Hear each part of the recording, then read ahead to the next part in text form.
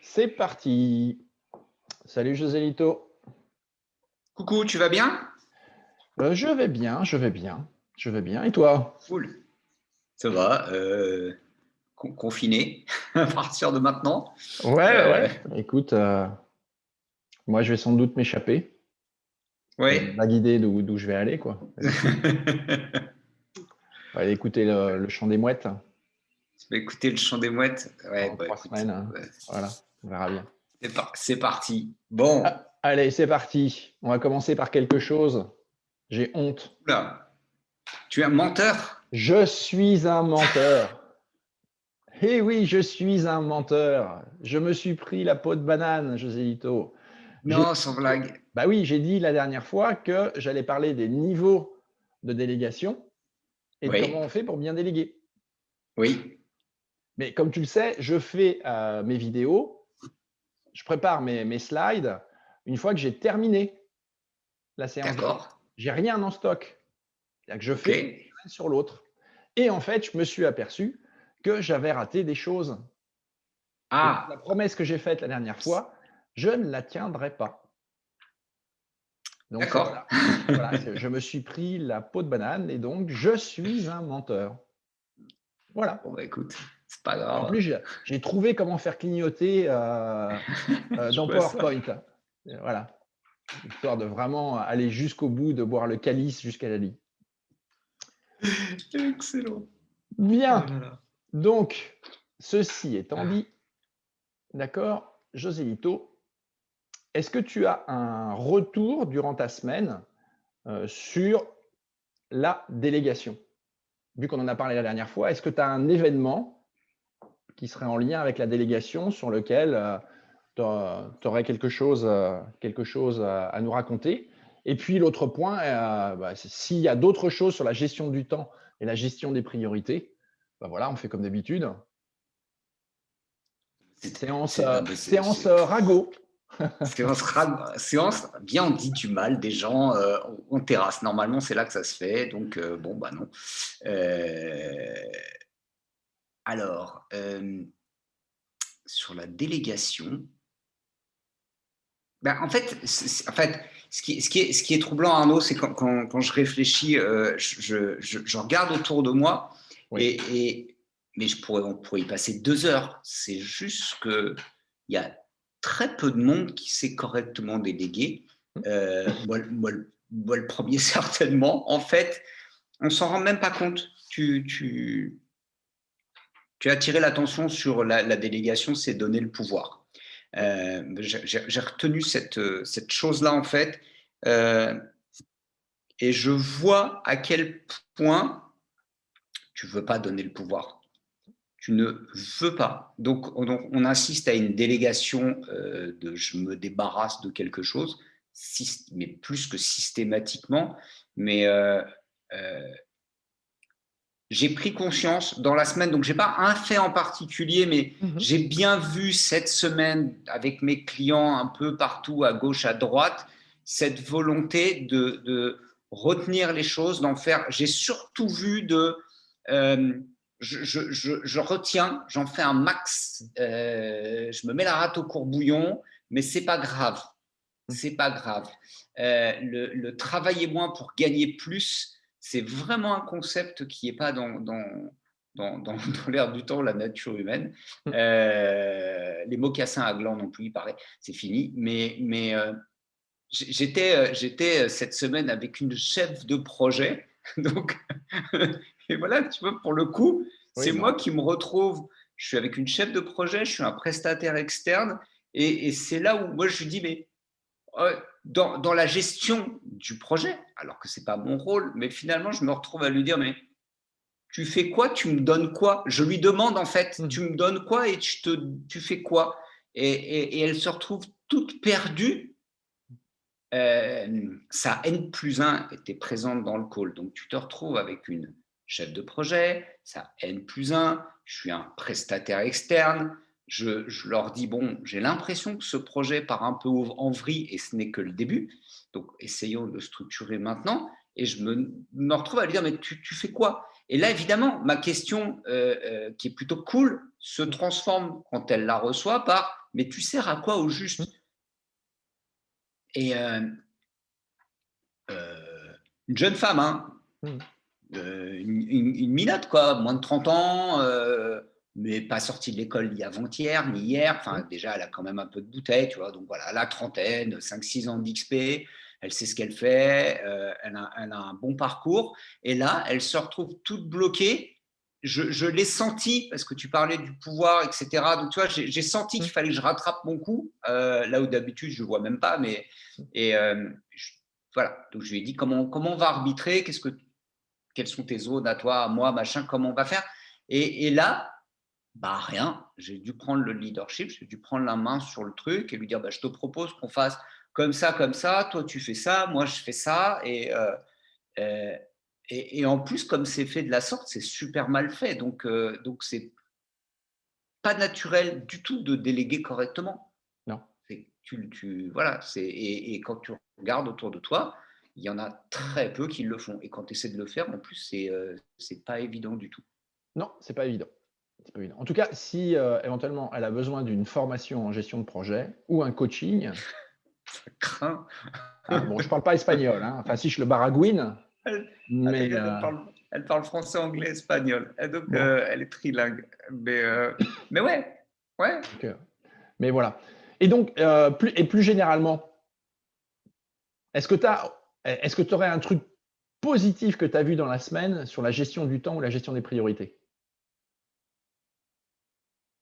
Un truc positif Ouais, sur la gestion du temps et des priorités, ou des non. priorités. Il n'y a rien de négatif en somme, hein, c'est toujours. Je suis très taquin, mais j'ai trouvé que. euh, enfin, non, il y a pas, je n'ai pas trouvé autour de. Enfin, si, il y a des gens autour de moi qui finalement arrivent à être très structurés dans leur approche. J'en connais, c'est des machines, mais dans le bon sens du terme. Tu vois, quand je dis c'est des Mmh. machines, ça pourrait Mmh. être.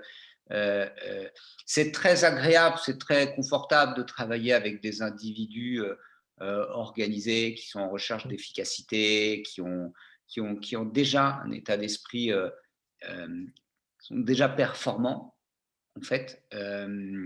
Mais c'est juste que j'ai eu encore le cas aujourd'hui où, avec un outil de gestion de projet, là, je te parle de quelqu'un tu as un projet dans une entreprise et tu mets un chef de projet, le chef de projet, chef pas le projet. D'accord, très bien. Et là, tu dis, bah, j'ai un autre cas de figure où je mets un outil, moi, de gestion de projet en place. Donc, je travaille avec quelqu'un et je dis, bah, on va faire un tour du projet, les tâches, les machins, on va structurer, on va prioriser, on va machin. Sauf que la personne, en live, elle te dit, ah bah attends, on va faire ça tout de suite. Attends, je te fais ça. Mmh. Je dis, mais non, c'est pas ça le but du jeu. C'est pas de te jeter à faire le truc, c'est de l'organiser. Euh, et, et, euh, en fait, j'ai peu de gens. Je n'ai pas un truc positif mais parce que j'ai peu d'individus autour de moi euh, performants.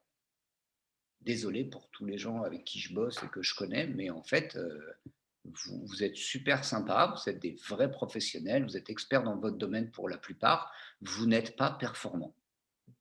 De toute façon, C'est- je me rappelle aussi de ce que tu avais dit. C'est-à-dire il y a des entreprises qui ont, et donc des dirigeants qui ont l'impression d'être performants parce qu'ils regardent leur performance à eux, mais ils se comparent jamais aux autres. Donc, c'est ce que Ah j'ai ouais, déjà dit, c'est comme quand tu vas courir au stade, quoi. Quand tu es tout seul, tu te dis: «Waouh, je cours super bien». Puis dès qu'il y en a un deuxième qui arrive, tu te dis: «Ah non, en fait, je cours pas bien du tout». Et en fait, la notion de performance, elle est là, en fait. C'est pas la performance par rapport à ce que tu es capable de faire, c'est ta performance par rapport aux autres, par rapport à tes hum, pairs. Elle est ouais, là, la vraie performance. Tu vois, j'ai fait faire encore des SWOT, là, dans le cadre des formations que j'ai animées. d'accord. Eh ben, les gens, quand tu leur demandes quelles sont les forces, ils disent, bah, en interne, nous, on pense que. Et je leur dis, mais c'est pas ça que je veux. C'est par rapport à vos concurrents, elles sont où vos forces? Et le truc qui est délirant, c'est que Moi qui ne suis pas du domaine, je connaissais certains de leurs concurrents qu'ils n'avaient pas identifiés. Donc, quelle est la valeur du SWOT qu'ils avaient, en dehors de se dire, si on était tout seul sur Terre, ben, on pourrait dire que nos forces, c'est ça, et nos faiblesses, c'est ça. Mais parce que tu ne mesures pas, Arnaud, tu vois, on parle en attendant de performance. Et si on arrive à la délégation, ça fait aussi partie de ça. C'est tu pourrais à minima faire comme dans les jeux de voiture où tu as l'espèce de fantôme qui est ta meilleure course et tu essaies de te rattraper, tu vois, c'est un peu ça. Moi qui suis quand même une catastrophe de classe internationale en matière de gestion du temps, de la performance, des projets, tout ce que tu veux, ne serait-ce que là, je le dis, mais on est au combien? 9e épisode? Oui, ça doit être ça, le 9e. 9e épisode. Allez, donc 9 semaines. On va finir à 12 semaines en 3 mois. On est un peu moins de 3 mois. C'est impressionnant ma progression au quotidien en faisant ces formations avec toi. Les petites choses, et c'est vraiment des petites bricoles que j'ai mis à gauche, à droite et que j'ai appliquées, que je pensais savoir, que j'avais le sentiment d'appliquer, et là tu m'as obligé à prendre du recul sur moi-même. Et ben, le Joselito du mois de janvier qui a débuté l'année, le Joselito du 1er avril, au 1er avril, là, mais je suis beaucoup, beaucoup plus performant, c'est impressionnant. Donc, à minima, compare-toi avec toi-même. Oui, il faut voir le chemin parcouru. Mais après, il ne faut pas non plus oublier de regarder quand même autour pour avoir une vision, entre guillemets, objective des choses. Voilà, J'espère que tu nous feras une formation sur les indicateurs de performance. Oui, c'est prévu, oui. C'est ouais, prévu. bah ok, Dans tant la mieux. liste, Parfait. En fait, je fais des listes aussi à côté, c'est des sujets que j'aimerais traiter. Voilà. Bien, alors, délégué, tu te rappelles? Oui, tu m'as fait un machin. Tu m'as dit, délégué, c'est quoi en fait? Ah, bah c'est confier ou donner le pouvoir à quelqu'un d'autre. Voilà. C'est le gros morceau que j'ai retenu en tout cas. Ouais. Alors, un petit rappel de ce qu'on a vu dans l'épisode 8. Déléguer, c'est d'abord, avant tout, créer de la valeur. Oui. Donner le pouvoir, en fait, c'est un moyen pour créer de la valeur. Si on veut vraiment créer de la valeur, il faut qu'on arrive à transférer, à transmettre son pouvoir et créer de la valeur à partir d'un accord volontaire entre deux parties. Celui qui délègue et celui à qui on a délégué. D'accord? Et donc, est-ce que tu te rappelles de l'essence qui est absolument indispensable à mettre dans une délégation pour qu'elle fonctionne? La confiance. Gagné. Waouh. Waouh. Chercher dans ma mémoire visuelle, j'ai cherché ton truc en biais là. Voilà. D'accord? Donc en fait, c'est là où c'est quelque chose qui est essentiel. On le verra dans la prochaine vidéo, comment on délègue, etc., etc. On ne peut pas déléguer, on ne peut pas justement confier une partie de son pouvoir à quelqu'un si on n'a pas confiance. Et si on n'a pas confiance, on ne délègue pas. On punit, on soumet, on se débarrasse, mais on ne délègue pas. D'accord? Donc, imaginons, d'accord, que vous envisagez de déléguer. Vous avez suivi les vidéos, vous avez fait votre matrice d'Eisenhower, vous arrivez sur un truc urgent, mais pas important. Donc là, c'est déléguer. Et là, généralement, vous allez avoir une petite voix qui va vous dire, voilà, toutes les excuses qu'il pourrait faire. J'en ai trouvé d'autres, c'est pour ça que je le mets, celui-là. Toutes les petites raisons qui pourraient vous dire, mais non, j'ai pas l'autorité, j'ai peur de perdre le contrôle, j'en ai besoin tout de suite, donc si je délègue, ça sert à rien, etc., etc. J'ai du mal à préciser ma demande, donc je sais que comme je sais pas cadrer ma délégation, je sais que je vais avoir des problèmes et donc je vais pas déléguer. Donc c'est le hamster dans sa roue, d'accord. Personne ne sait le faire aussi bien que moi, ça voilà, les cimetières sont pleins de gens indispensables. Et puis jusqu'à, quand même celle qui est la plus commune et qui est en fait la seule vraie bonne raison pour ne pas déléguer, c'est je ne sais pas comment faire pour déléguer. Mmh. Donc, imaginons, ça fait beaucoup d'imaginons ce soir, I have a dream, comme disait l'autre. Imaginons que malgré tout, vous voulez quand même déléguer. Eh bien, il y a en fait 3 questions essentielles à se poser. J'aime bien quand c'est à 3. J'essaye toujours de ramener ça à 3, mais bon, on va bien voir. La première, c'est qu'est-ce que je risque à déléguer le truc que je veux déléguer? Eh oui, Mmh. il faut quand même, en se posant cette question-là, on va éliminer toutes les mauvaises raisons, d'accord, qui pourraient tenter la personne de se débarrasser d'un truc qui pue, d'accord, en se disant je vais l'envoyer à quelqu'un, comme ça j'en entendrai plus. Oui, l'odeur au quotidien va disparaître, mais éventuellement, si ça se passe mal, l'odeur, elle va être 10 fois, 100 fois, 1000 fois plus insupportable quand elle va revenir. Donc Mmh. la première question, c'est qu'est-ce que je risque à déléguer?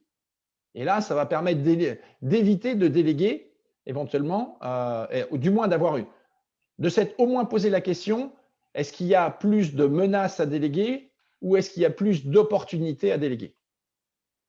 La deuxième question, c'est de se dire, et si je le fais moi-même, ce truc-là, qu'est-ce que je gagne au lieu de déléguer? Sous-entendu, la vraie question, c'est pas celle-là, c'est celle qui est entre parenthèses, c'est pendant que je vais faire le truc que je pensais déléguer, qu'est-ce que je vais pas pouvoir faire? Ah oui, Mmh. si tu as 8 heures de disponible pour travailler dans la journée et qu'un truc que tu devrais déléguer, tu le fais, mais qui te prend une demi-heure, ça fait une demi-heure sur les 8 heures que tu ne vas pas faire ce pourquoi tu es payé. Donc c'est bien, tu pourras dire que tu bosses 8 heures par jour, tu pourras dire que tu es efficace, mais il te manquera la partie performante.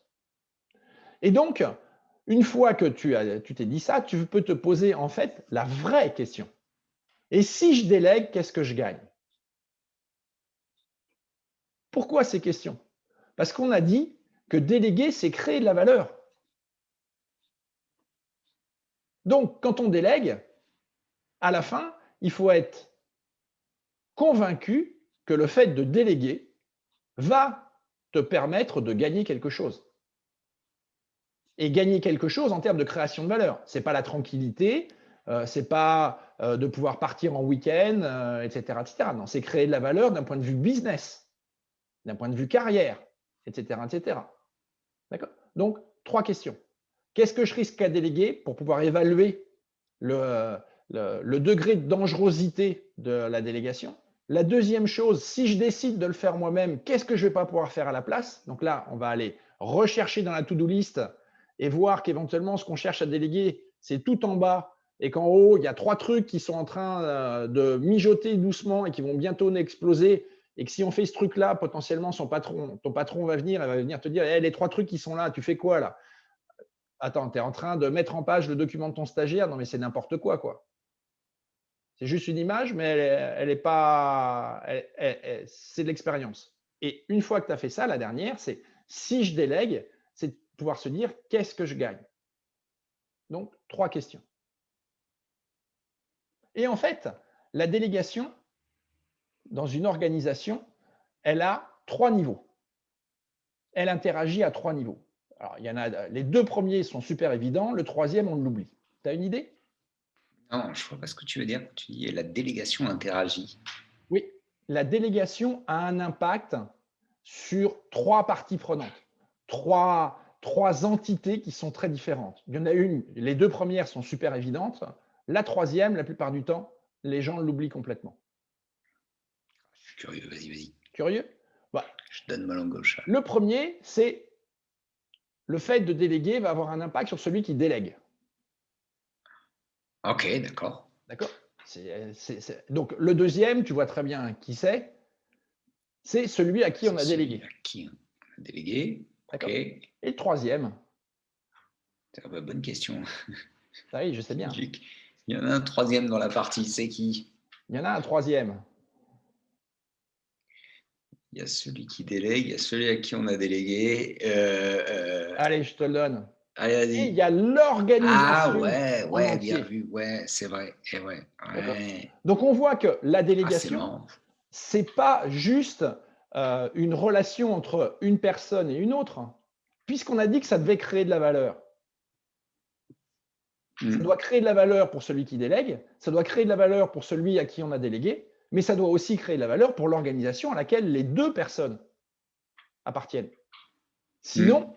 on est encore dans je me débarrasse des choses, etc., etc. Je ne suis pas en train de créer de la valeur.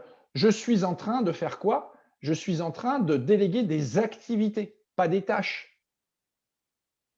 Pour revenir à Ouais, un des ouais. précédents épisodes, je suis en Ouais, train de clairement. déléguer de l'obligation de moyens et pas de l'obligation de résultat. Or, une délégation, on a dit pour créer de la valeur, il faut forcément quoi? Ben, il faut qu'on en attende un résultat. Mm. Donc, on ne va pas déléguer 3 heures de travail à quelqu'un. On va déléguer d'obtenir éventuellement un résultat. Si la personne le fait en 3 heures, c'est bien. Si elle le fait en 6 heures, c'est bien, etc. Mais ce n'est pas la même chose. Ah, c'est marrant ce que tu dis. Ouais, ouais, ouais, ouais, d'accord. Donc, la délégation, elle doit créer de la valeur pour celui qui délègue, celui à qui on a délégué, et au final, créer de la valeur pour l'organisation. On va regarder un peu ce que ça donne. Mm. Donc, pour celui qui délègue, que j'ai appelé le délégateur, le fait de déléguer, c'est le moyen d'être performant et efficace, c'est-à-dire d'atteindre ses objectifs, tous Mm. ses objectifs. Et quand c'est comme ça, généralement, on progresse, c'est-à-dire qu'on ne stagne pas. On ne se retrouve pas bloqué à un certain niveau, puisque, on va le voir, quand on délègue correctement, on se retrouve être obligé d'apprendre, être obligé de progresser, être obligé de sortir de sa zone de confort. Et donc, quand on est comme ça, on est beaucoup plus résilient et dans le monde actuel, être capable de s'adapter continuellement. Un coup, on confine, un coup, on ne confine pas, un coup, les boîtes vont fermer, un coup, les boîtes ne ferment pas. C'est quand même, enfin, moi, ça me paraît bien. Donc, quels sont les gains pour le délégataire, d'accord, de savoir bien déléguer? Ben, d'abord, c'est que ça l'oblige à piloter son équipe. Dans son Mm. équipe, s'il veut déléguer, il faut qu'il sache qui a du temps de libre, qui n'en a pas.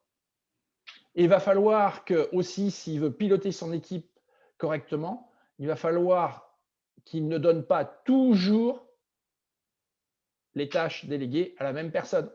Mm. Sinon, il va y avoir un délit de chouchou et à ce moment-là, il va faire exploser l'équipe.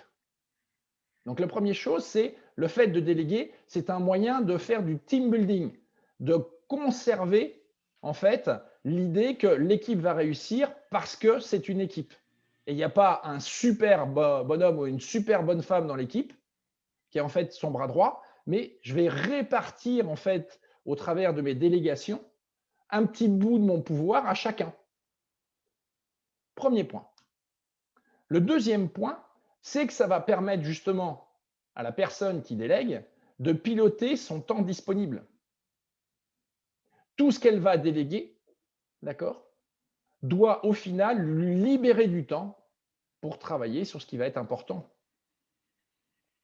Et donc, le fait de déléguer, ça oblige à se mettre en obligation de résultat vis-à-vis des gens à qui on a délégué, mais aussi en obligation de résultat par rapport à ses propres résultats.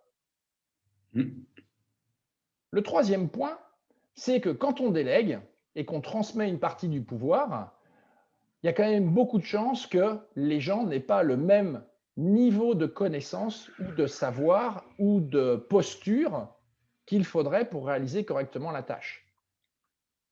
Et comme on veut que la tâche se passe bien, on en a déjà parlé, si la tâche, c'est une tâche qui est récurrente, eh bien, il vaut mieux investir un peu de temps pour former quelqu'un. D'accord?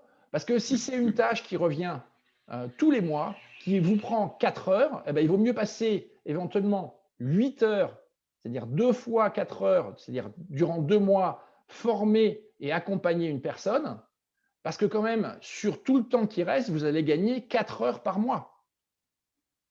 Et donc là, le retour, il est important. L'autre point aussi, quand on va faire ça, qu'est-ce qui va se passer? On renforce encore le team building. Parce que quand on va déléguer quelque chose à quelqu'un, cette personne sait que vous allez être derrière elle si elle a besoin. Elle va savoir que vous serez là pour répondre à ses questions, qu'elle peut poser toutes les questions, parce que c'est en posant les questions que vous serez à même de l'aider à monter en compétence. Donc, l'aspect coaching. Et en faisant tout ça, ça va vous permettre de vous concentrer sur ce qui est important pour vous, mais aussi pour votre équipe. Parce que n'oubliez pas, votre performance dépend de la performance de votre équipe. Si vous êtes super bon, mais que votre équipe n'est pas bonne parce que vous ne faites pas ce qu'il faut pour la faire grandir, pour la rendre autonome, pour lui déléguer du pouvoir, pour qu'elle se rende compte de ce que c'est que d'avoir le pouvoir, ben vous êtes tout simplement le coach d'une équipe de bras cassés et généralement, c'est le coach qui n'est pas bon. Vous n'avez pas trouvé le moyen de développer quoi? Eh ben, de développer votre leadership. Donc, savoir déléguer correctement vis-à-vis de, c'est développer son leadership. Savoir ce qui est important pour soi, ce qui l'est moins, et trouver des solutions pour déléguer, faire monter en compétence les gens sur lesquels vous allez vous appuyer pour faire quoi? Pour continuer de travailler sur des tâches qui elles-mêmes vont vous faire sortir de votre zone de confort et c'est ce qui va vous obliger vous-même à progresser. Donc ça, c'est pour le délégataire. Regardons maintenant pour celui à qui on a délégué. Là aussi, il y a plusieurs gains qui sont super intéressants. Le premier, c'est que quand quelqu'un voit son patron ou un chef de projet ou peu importe qui c'est, venir en disant « Écoute, là j'ai un truc que j'arrive pas à faire, c'est vachement important et j'ai pensé à toi pour le faire ». C'est une façon de valoriser la personne, de reconnaître la personne et aussi de lui faire confiance. Donc la personne va se sentir valorisée et elle va se rendre compte qu'elle va contribuer à des objectifs éventuellement qui sont en dehors de son scope, en dehors de sa fiche de poste. Elle va faire une partie de boulot de son patron. C'est quand même autre chose que juste de dire bah, écoute, j'ai 200 photocopies à faire, j'ai pas le temps, va me les faire. Quoi. Ça, c'est pas de la délégation. La deuxième chose, évidemment, puisque cette personne va être accompagnée, que c'est généralement quelque chose qui est un petit peu borderline par rapport à l'activité quotidienne de la personne à qui on délègue, ça va lui permettre de développer ses compétences, soit des compétences techniques, soit des compétences de posture. L'autre point, ça va être aussi un moyen de se challenger sur sa capacité à faire des choses, comme je l'ai dit, qu'elle n'a pas l'habitude de faire. Donc, et se challenger en sachant que le délégataire sera là s'il y a une difficulté. C'est ça la grosse différence. C'est qu'en gros, on lui dit bah, tu n'as jamais fait d'escalade, bah, écoute, commence là et t'inquiète pas, c'est moi qui t'assure. C'est pas la même chose. C'est pas en gros, tiens, bah, tu parles anglais, tiens, bah, saute dans la piscine, il y a les caïmans, on va voir si tu arrives à sortir. C'est plus du tout ça. Pauvre caïman. En plus, on a vu que quand on délègue, celui qui reçoit la délégation s'engage sur obtenir le résultat et assume la responsabilité. Eh bien, c'est un très bon moyen de se tester aussi sur une responsabilité qui n'est pas celle qu'on a l'habitude d'assumer. D'ailleurs, quand ça se passe comme ça, sur quelque chose qui est important, le bon délégataire, quand c'est un travail à rendre à un de ses hiérarchiques, la bonne façon de faire, ça serait de faire venir la personne qui a fait le travail pour présenter le travail. Et donc, le faire évoluer dans une sphère qui, en temps normal, auquel il n'aurait jamais eu ou elle n'aurait jamais eu accès. Et enfin, puisqu'il y a tout ça, d'accord, quand là, le travail a été réussi, on va renforcer l'estime de la personne pour elle-même, mais aussi l'estime aussi pour son patron, qui lui a fait confiance et qui aura été là et qui sera capable de lui dire bah, tu vois que tu es capable. Tu vois que tu as appris. Et d'ailleurs, le bon délégataire, qu'est-ce qu'il fera à la fin? Il lui dira on va faire un petit point. Comment ça s'est passé? Où ont été tes difficultés?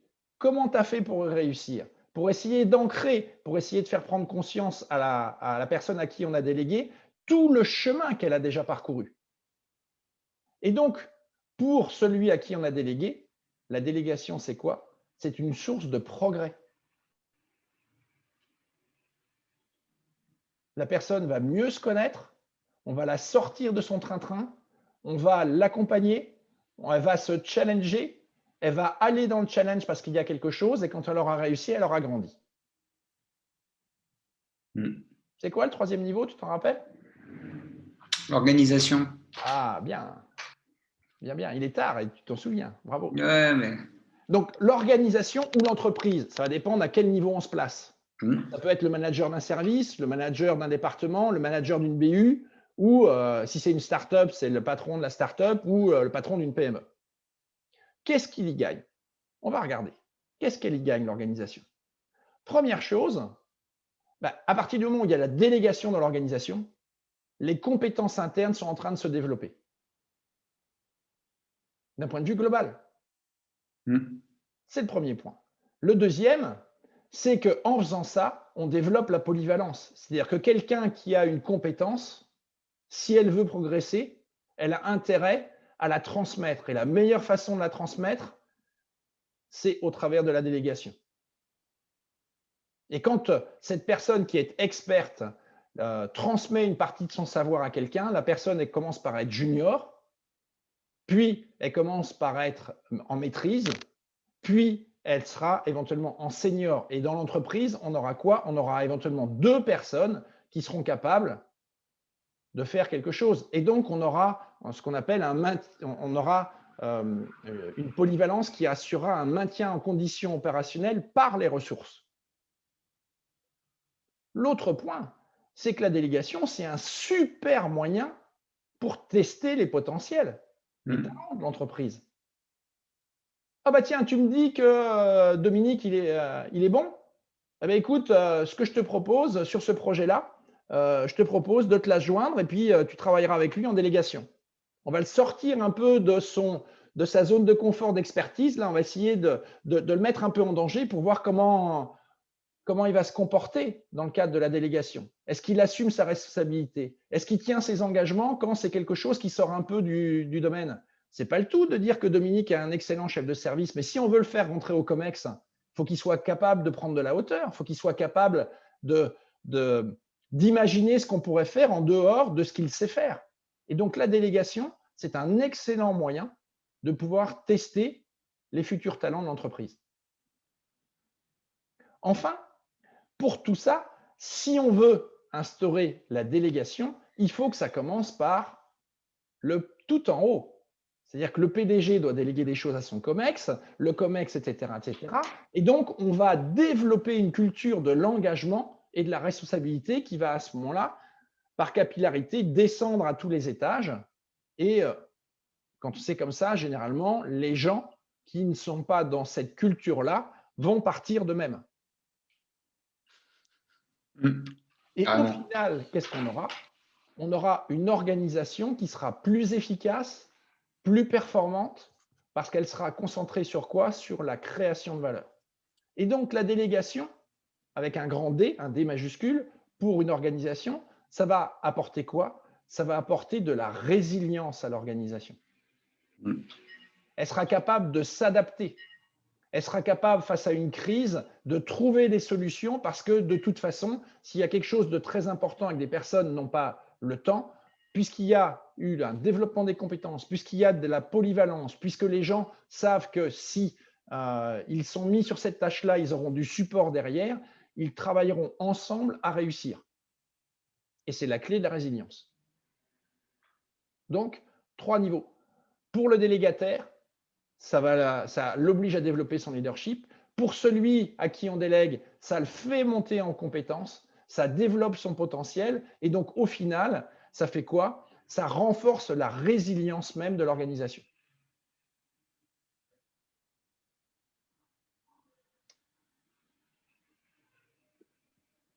Mais en gros, quand on parle de délégation, on parle de quelle délégation? Il y en a 4 délégations. Je n'ai pas réussi à le réduire à 3. je suis désolé. Il y en a 4. Il y a d'abord la délégation de compétences. Qu'est-ce que c'est que ce truc-là? En fait, on va déléguer une compétence et en fait, on va créer un rôle ou une fonction. Généralement, quand on délègue une compétence, c'est une responsabilité opérationnelle avec des objectifs et des contraintes et des moyens qu'on va donner. Donc, généralement, la délégation de compétences, elle peut être interne ou externe. C'est-à-dire qu'on peut sous-traiter une délégation de compétences. D'accord? Généralement, c'est pour une période donnée qui peut être très longue, puisque ça peut être un CDI. Si on recrute quelqu'un, quand une entreprise recrute un directeur, elle va déléguer la compétence marketing au directeur marketing. C'est bien une délégation de compétences. On va dire que le rôle, c'est de développer de nouveaux produits. La fonction, c'est directeur marketing. La responsabilité opérationnelle, c'est d'assurer des bons flyers ou de la bonne pub pour les commerciaux avec des objectifs, des contraintes, des moyens.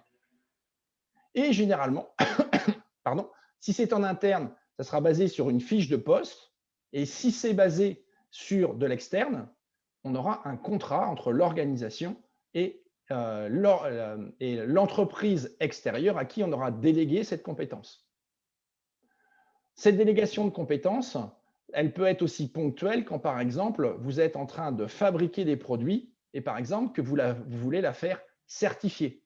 Généralement, vous êtes obligé de passer par un organisme de certification accrédité et donc vous déléguez la compétence à cette personne, à cette organisation-là. C'est la première. La deuxième, c'est la délégation, cette fois-ci, d'activité. Qu'est-ce que c'est? Là, généralement, on va déléguer une tâche, un ensemble de tâches ou un travail. Là, on va être capable d'identifier les compétences dont on a besoin pour réaliser cette tâche ou ce travail. C'est la différence avec la délégation de compétences. Sur la délégation de compétences, on va se concentrer sur le résultat à atteindre et on va laisser complètement les gens se débrouiller. Quand on est sur la délégation d'activité, on est suffisamment mature pour dire il faut telle compétence à tel niveau pour pouvoir réussir. On va formaliser les objectifs de façon SMART. Une délégation d'activité sans objectif SMART, c'est demander de consommer du temps aux gens. Et ce qui est important, c'est que suivant l'activité qu'il y a, il faudra évaluer le degré d'autonomie de la personne à qui on a délégué. Si l'activité, la personne peut le faire tout seul, généralement, ça va bien se passer. Mais dans beaucoup de cas, qu'est-ce qu'on voit? On délègue des activités à des experts. Et les experts ne savent pas travailler avec les autres. Donc, si dans le cadre de l'activité que vous déléguez, il y a une animation à faire avec une équipe, la meilleure solution, mon retour d'expérience, c'est ne mettez pas en leader un expert. Parce que sinon, il va vouloir faire tout seul. Et là, votre délégation ne fonctionnera pas. Donc, en gros, la délégation d'activité, généralement, pardon, elle est conservée en interne. Donc, elle est généralement ponctuelle, au contraire de la délégation de compétences qui est plutôt sur une période relativement longue. Et elle va se construire sur la base de la connaissance des compétences et des niveaux de compétences qu'il y a dans l'organisation. Donc, ça donne une clé déjà pour la prochaine fois, c'est que quand on veut déléguer en interne, il faut savoir ce qu'on veut déléguer, il faut être capable d'identifier les compétences et le niveau de compétences qu'il y a, et il faut avoir une idée très claire du niveau de compétences de ses collaborateurs, de chaque collaborateur. Pour éventuellement faire quoi? Pour éventuellement faire du Tetris.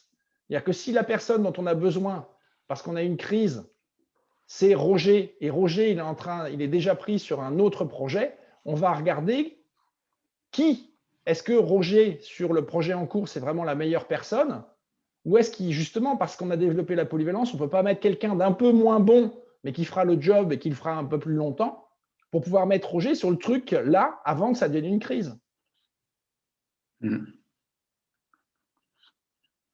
L'autre délégation, c'est la délégation de pouvoir. Celle-là, le pouvoir, on va le déléguer sur un périmètre qui aura été défini entre les deux parties. On se sera mis d'accord sur un degré d'autonomie. Et on aura défini un cadre et des règles. Typiquement, d'accord, par exemple sur les achats, en fonction du montant des achats, il y a une délégation de pouvoir. Un acheteur junior peut engager jusqu'à tant d'euros, un acheteur senior jusqu'à tant, un directeur des achats jusqu'à tant, etc., etc. C'est ça la délégation de pouvoir. D'accord? Donc généralement, cette délégation de pouvoir, elle peut être interne, mais elle peut être aussi externe. Quand on demande à quelqu'un, je reviens sur mon exemple de certifier la conformité de quelque chose, on délègue une partie de son pouvoir. Pour une période donnée, ou ça peut être pour un événement ponctuel, et c'est basé sur un contrat. Et ce qui est important, c'est que quand on a une délégation de pouvoir, ça peut impliquer une responsabilité juridique. Prenons un exemple très clair. Les implants mammaires de chez PIP. PIP a délégué au TÜV le fait de vérifier que les produits étaient conformes. Donc, PIP a délégué son pouvoir de vérifier que les produits étaient conformes au TÜV. Le TÜV ne l'a pas vu. PIP et le TÜV ont été condamnés. D'accord? Donc, attention aussi, hein, quand on a une délégation de pouvoir. Le truc le plus classique dans les entreprises, c'est quelqu'un part en vacances et il délègue une partie de son pouvoir à Roger, puis une autre à Lucie, puis une autre à Florence. Et par contre, eh ben, il ne va pas déléguer l'ensemble de son pouvoir, c'est-à-dire qu'il va dire jusqu'à telle situation, fais comme tu le sens, mais à partir du moment où ça dépasse cette limite-là, tu m'appelles et on verra. Alors que s'il avait été présent, il aurait lui-même été dans sa sphère d'autonomie, il aurait pu décider. Donc, la délégation de pouvoir. La dernière, c'est la délégation de signature. Tiens, d'ailleurs, sur le pouvoir, on va revenir dessus. Un truc qui est super rigolo, qui est tout sauf de la délégation. J'ai été invité à une réunion et en même temps, j'ai 2 réunions. D'accord? Et je viens te voir, Joséito, et je te dis, bah, je ne peux pas aller à la réunion là. D'accord? Donc, tu vas y aller à ma place. Et en gros, je te dis, tu y vas juste pour noter ce qui s'y passe. C'est évidemment pas de la délégation de pouvoir. Ok. Bah oui.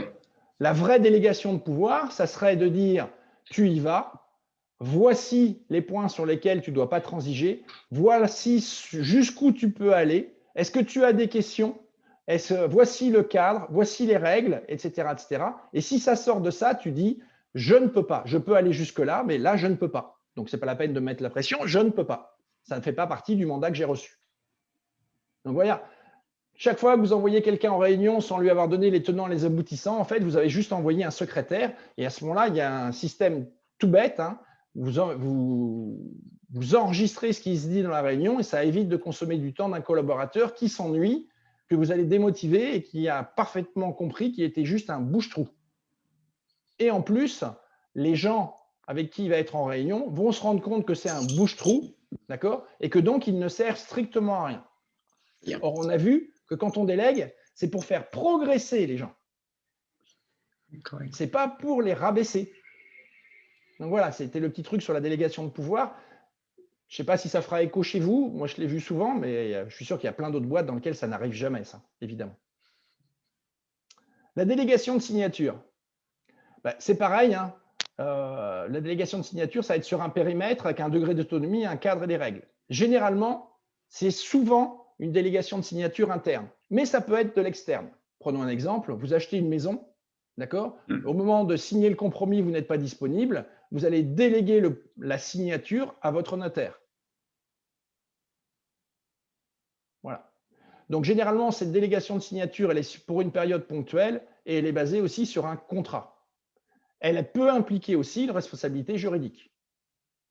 C'est-à-dire que dans le contrat, dans le compromis que mon notaire signe à ma place, s'il y a des choses dedans qui sont contraires à mes intérêts et qui sont du ressort de l'état de l'art d'être notaire, je peux me retourner contre le notaire, même si je lui ai délégué ma signature.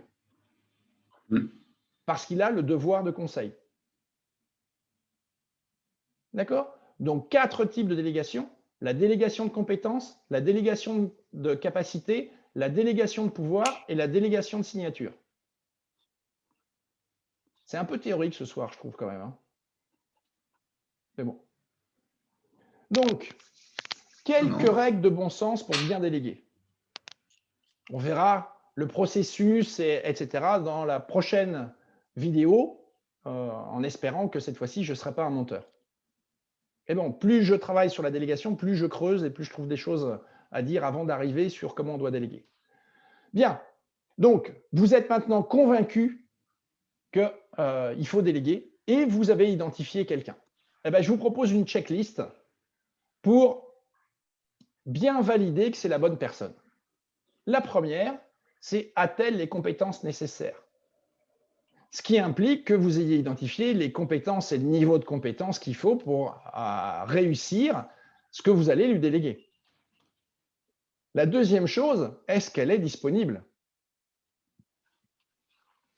Et si elle ne l'est pas, à ce moment-là, il va falloir aller voir le manager si ce n'est pas vous. D'accord? Si vous êtes chef de projet, je vous rappelle que la principale caractéristique d'un chef de projet, c'est que généralement, il n'a aucun lien hiérarchique avec les gens avec qui il travaille. Et donc, si vous avez identifié quelqu'un dont vous avez besoin, il va falloir aller voir son manager pour essayer de le rendre disponible. La troisième chose, c'est est-ce que la personne, vous avez déjà eu un premier entretien avec, et est-ce que la personne a bien compris l'engagement que vous souhaitez qu'elle prenne? Avec les tenants et les aboutissants. Et une fois qu'elle a compris tout ça, d'accord, est-ce qu'elle est d'accord? Parce qu'elle peut comprendre l'engagement, d'accord, et se dire, moi je ne joue pas. Oui, j'ai parfaitement compris, mais je ne joue pas. J'ai pas envie. Je ne le sens pas, peu importe, etc., etc. Pourquoi? Parce que si vous voulez avoir confiance, ben, il faut que la personne accepte le contrat de la délégation. Sinon, si déjà au début, ça part mal, on sait très bien, les projets, quand ça part mal, généralement, au minimum, ça reste mal. Généralement, ça s'aggrave. C'est clair.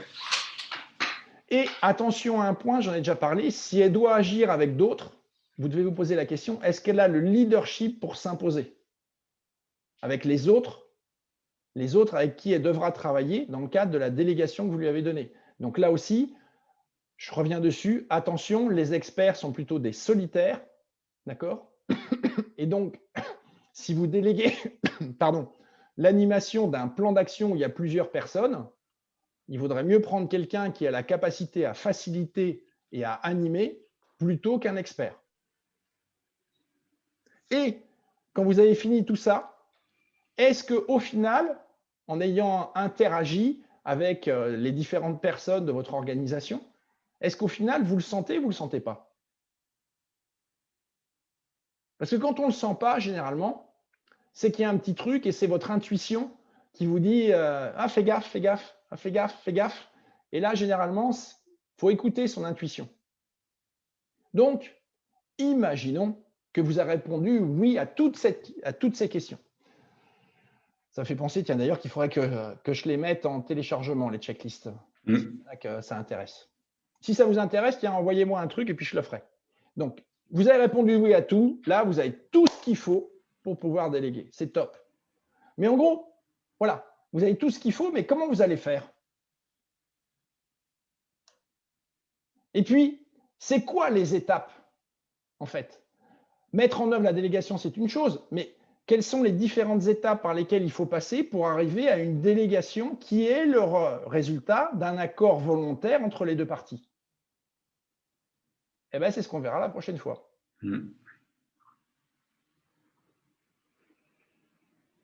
Oh, je te sens dubitatif là. Ouais, ça m'a bien fait cogiter en fait. Ça m'a bien fait cogiter. Parce que justement, tu parlais tu parles de chef de projet, tu parles de certains types d'organisation. Et en fait, j'étais sur. Alors, c'était pas une pépite de la semaine, mais finalement, j'ai eu la délégation à un prestataire externe, un freelance. Et j'ai eu cette question de mais pourquoi tu délègues alors que tu sais le faire? Et je me suis rendu compte que certaines organisations n'ont pas cette capacité à déléguer. Dans ce que tu évoquais pour l'organisation, donc on a vu le leadership faire progresser au niveau individuel, mais pour l'organisation, je pensais à l'organisation. Par exemple, tu parlais à l'organisation apprenante. Oui. Cette notion d'organisation apprenante, ça m'a fait penser à ça. Et je vois bien, c'est marrant parce que étant freelance, en fait, pour moi, souvent, cette notion de délégation, bah, tu prends conscience que les gens ne savent pas te déléguer. Ils t'appellent, salut, finalement, ton freelance, c'est une poubelle, au mieux. Tu lui demandes de faire quelque chose, tu le payes, et puis d'un seul coup, tu as une espèce de lien de subordination avec lui, tu ne sais pas pourquoi ça ne marche pas. Pourquoi tu m'envoies chier? Mais parce que je ne suis pas ton collaborateur, je ne suis pas un guignol, tu ne peux pas faire ce que tu veux comme ça. Et on le met souvent sous le lien hiérarchique, mais c'est ce que tu dis. En fait, quand tu es freelance et que tu travailles avec une organisation, qu'elle te délègue, en fait, et par rapport à ce que tu dis, c'est souvent une capacité qu'on veut déléguer. Il y a cette notion, tu sens que ton client, ton donneur d'ordre, il n'a pas confiance, tu sens qu'il ne sait pas le faire.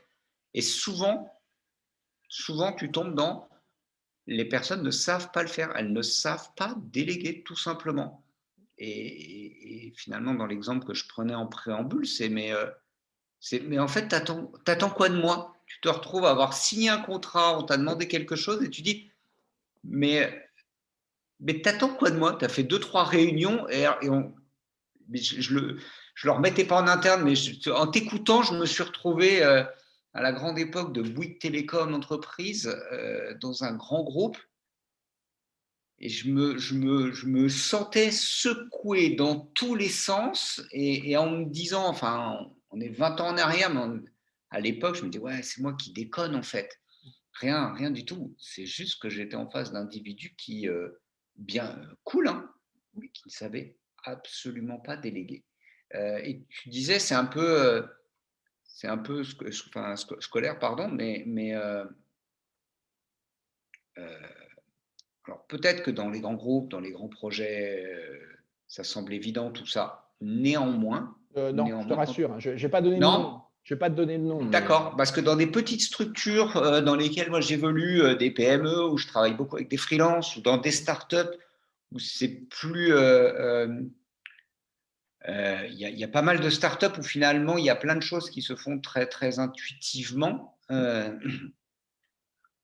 Mais si on faisait ce petit travail sur la délégation, beaucoup seraient pas mal surpris de se rendre compte qu'on ne sait pas le faire. Et pourquoi on ne sait pas le faire? Bah parce qu'une délégation de signature, on n'y pense pas. Ce que tu évoquais sur les réunions, je l'ai découvert avec la négociation raisonnée, cette notion de mandat oui. que j'utilise beaucoup. Je le pose maintenant. Mais c'est quoi mon mandat en fait? Je suis là pourquoi au juste? Qu'est-ce que je peux faire, pas faire? Je trouve ça très très intéressant. Et puis dans tes questions, là, risque à déléguer, si je fais moi-même, si je délègue, je gagne quoi? Là, j'ai eu le cas. Tu fais appel à un freelance et tu as quelqu'un qui te dit, mais j'ai eu tellement le cas que la personne, en fait, on dit, OK, on va déléguer un freelance. Et c'est parce que ça fait 3 semaines que j'attends que la personne fasse quelque chose. Et aujourd'hui, elle m'a tout fait. Tu dis, mais tu vois pas l'intérêt que tu as à déléguer, en fait. Et finalement, tu parles de ça, mais il n'y a pas longtemps, j'étais dans une entreprise. Il n'y a pas de grille de compétences, il n'y a pas de fiche de poste. D'accord. Et ça m'a surpris a posteriori de prendre conscience que quand je suis arrivé sur un audit de CRM, donc rien à voir avec… et je suis sur un audit de CRM, j'interagis à gauche, à droite, et en fait, je réalise qu'il n'y a pas de fiche de poste, mais du tout. Mmh. C'est une boîte où tu n'as pas 20 personnes, il n'y a pas de fiche de poste. Donc, ça veut dire qu'il n'y a pas de grille de compétences. On ne sait pas qui, tu vois, on ne sait pas qui fait quoi. Mmh. Euh, et, et donc, bah, comment tu organises une délégation? Et donc, finalement, bah, il n'y a pas de leadership. Les individus n'ont pas le sentiment de progresser.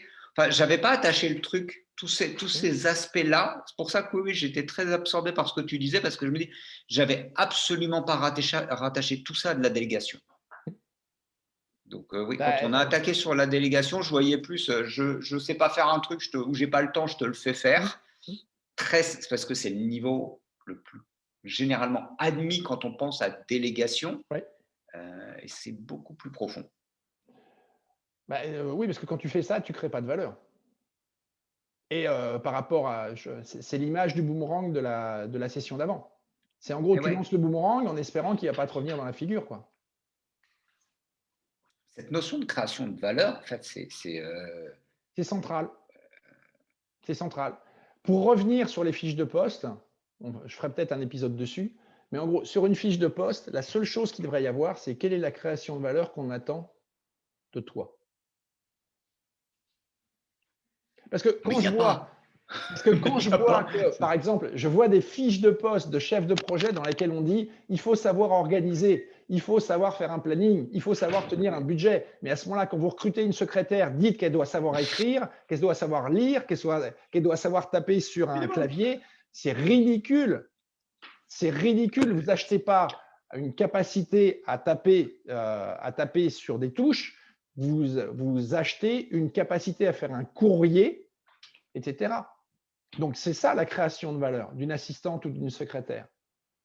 C'est pas d'être capable de gérer un agenda. Si elle le gère, mais que c'est n'importe quoi, c'est pas gérer. D'ailleurs, il faudrait supprimer ces mots. Gérer, manager. Les gens sont là pour piloter. Ils sont là pour s'engager. Ils sont là pour être responsables. Et donc, la fiche de poste d'un chef de projet, c'est tout bête. C'est réussir les projets. Et quand tu as dit ça, c'est fini. Si on est obligé de dire à la personne qu'il faut qu'elle sache faire un planning, il faut qu'elle sache piloter, etc., c'est que visiblement, c'est absolument pas la bonne personne. C'est comme un Aujourd'hui, j'ai responsable de dit. prod, hein. Comme un Non, mais c'est responsable de. exact. Enfin, voilà quoi. Ben ouais, Arnaud, mais j'ai C'est comme un expliqué responsable aujourd'hui. marketing à qui on dirait bah, faut savoir faire des études clients, il faut savoir préparer des documents de pub, animer des salons, des trucs. Enfin, c'est pareil. C'est une hérésie complète. Quoi. On prend les gens pour des cons. Quoi. Et après, on se demande, on est en train de sortir du truc, mais c'est pas grave. Et après, on se demande, mais pourquoi il y a des gens qui ont peur de Ouais, l'intelligence ouais. artificielle? Ben parce que Mais justement, quand vous faites juste que ce qu'il y a de marqué sur votre fiche de poste comme activité, vous êtes complètement remplaçable par mais quelque grave. chose qui sera juste un processus. C'est tout. Mais grave, mais grave. Je crois que j'ai. Qu'est-ce que j'ai dit là aujourd'hui, j'ai dit je vous aime tous, mais ne vous mettez pas sur mon chemin entre moi et mon objectif. Je vous préviens tout de suite. Tous ceux qui vont me ralentir et m'empêcher d'atteindre mon objectif, vous êtes morts. Et ne me donne pas envie de ne pas avoir besoin de toi, en fait. Ne me donne pas envie de ça. Ne faire rien qui provoque ça. Et mais tu dis ça, mais cette semaine, j'ai eu une conversation sur le no-code, et en l'occurrence avec quelqu'un à l'IT, et je lui disais, mais tu as bien conscience, je lui posais la question, je lui dis, tu vois bien, parce qu'on avait ce débat sur les outils, le machin, nanana, et c'est ça, tu parles de création de valeur, je dis, mais tu vois bien que je n'ai pas besoin de toi, en fait. On est dans du no-code, tu es un développeur, tu es un codeur, et on est dans le monde du no-code. Allô, Oxolater, j'ai plus besoin de toi. En 2012, j'ai dit à un ingénieur en informatique, le jour où je vais pouvoir me passer de toi, et ce jour-là va arriver, mais je vais être inarrêtable. On est en 2021, avec le no-code, j'ai plus besoin d'un ingénieur. dans les projets à mon niveau, hein, on est d'accord, hein, sinon Oui, oui. il y en a toujours besoin. Mm. Mais pour lancer des trucs, marketing, vente, etc., j'ai plus besoin. Et j'interroge cette personne, je dis, mais c'est quoi ta valeur? Mais blanc. Blanc, bah quoi? Et c'est cette même personne à qui je dis, OK, bah maintenant on va prendre des freelances pour faire une partie de ton job. Mais non, mais si tu vas me servir à autre chose, par contre, tu maîtrises les processus de l'entreprise, tu connais les flux, c'est ça qui pour moi a de l'intérêt. C'est pour moi ta valeur, elle est là. Je veux cette partie-là. Le reste, je m'en fous. Dehors, externalise, ça coûte moins cher, ça va plus vite, c'est disponible tout le temps. C'est, enfin, si tu as quelqu'un qui te dit bonjour, moi je suis là, je m'occupe du serveur informatique qui est dans la salle serveur. Mais il y a un mec qui s'appelle Claude, il t'a niqué, quoi. Je passe tout court, il est mort. Enfin, arrête. Mais je n'avais pas associé ça à cette notion de délégation et je n'arrivais pas, merci, hein, parce que quand je dois l'expliquer, moi, je le fais de façon intuitive, parce que ma fiche de poste, c'est ça, moi, c'est atteindre, j'ai un objectif aujourd'hui, je dois l'atteindre, basta, le reste n'a pas beaucoup d'importance. Je n'ai pas le lien hiérarchique, ça, moi, je l'ai fait préciser. Chez un de mes clients, j'ai carrément fait préciser, je n'en veux pas. Mais tu es sûr que tu ne veux pas? Non, non, non, je ne veux pas manager, je ne veux pas de hiérarchique. Mais je ne voyais pas ça associé à la notion de délégation. Je ne savais pas comment l'attraper. Donc, ce qu'on a fait aujourd'hui est très, très intéressant parce que ça donne des clés pour dire, mais regarde, c'est ça, ça s'appelle la… En fait, ce que je te dis là, ce que j'essaie de t'apporter, ça s'appelle la délégation. En fait, tu as les 3 questions qui peuvent faire prendre conscience aux gens de à quoi ils servent. Mais demain, en fait, Voilà. demain après-midi, j'ai une réunion sur il faut qu'on prenne un freelance sur ce sujet-là. Ah oui, mais pourquoi on va le prendre et puis machin. Et en fait, tu as toujours un prétexte. Ouais, mais tu te rends compte, ça coûte super cher. Tu as vu son taux horaire, tu as vu bidule, et puis il connaît pas bien la boîte. Enfin, les bonnes excuses pour ne pas faire. Mais là, ça me va très bien. Quel est le risque à déléguer? En vrai, il n'y en a pas. Si je fais moi-même, ben, ça va rebondir. Si je fais moi-même, j'ai eu le cas aujourd'hui de quelqu'un à qui j'ai délégué une partie de mon activité de gestion publicitaire et qui me dit, mais le freelance avec qui je bosse me dit, mais tu vas rien faire du tout. Je dis, bah non, sinon je le fais. D'accord, donc moi je fais, je dis, bah, toi tu vas piloter intégralement la publicité, d'accord? Et moi, mon métier, bah, c'est d'aller chercher le budget pour que tu bosses, en fait. Ça, c'est ma valeur. Le Ouais. reste, t'inquiète. Et si je délègue, je gagne quoi? Mais un temps précieux, en fait. Je termine là-dessus parce que pour moi, dans les petites structures, alors déjà, je trouve que ce que tu dis est très intéressant pour tous les freelances, parce que je connais plein de freelances et je trouve que c'est très intéressant pour eux parce que ça leur permet de faire prendre conscience de ça à leurs clients. Donc, c'est un autre public au-delà des chefs de projet. Ça a beaucoup de valeur, ce sujet-là. Et puis, ça a beaucoup de valeur dans des structures où il n'y a pas de management intermédiaire.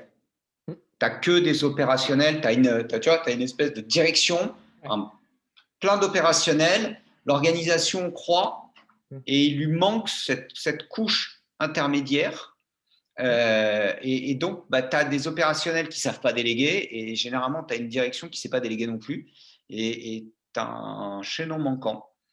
Ou alors, tu as ce qu'on appelle des managers intermédiaires, mais qui sont des fusibles. Oui. C'est-à-dire à qui on ne délègue rien. Il Oui. y a la direction qui est en commande-contrôle, qui envoie ce qu'elle veut, qui vérifie absolument pas que les gens sont compétents, etc., etc., et qui passe leur temps à faire du baltrap sur les managers intermédiaires. Et ça, quand les opérationnels qui font la prod s'en sont aperçus, ça devient un jeu. Oui, carrément. Ça devient un jeu. Mais ce que tu décris là, c'est incroyable. Bon, merci beaucoup Arnaud, excellent. Hâte, encore une fois, hâte de voir la suite. Donc normalement, la prochaine fois, en effet, on va voir les différents niveaux de délégation, parce que c'est toujours pareil, hein, la confiance, ça se construit avant de la donner. En tout cas, moi, Oui. je ne la donne jamais comme ça a priori, parce que justement, j'évalue le risque. Et donc, j'ai besoin de construire la confiance. Et donc, je ne vais pas forcément déléguer à n'importe qui des choses qui sont très importantes pour moi avant d'avoir testé.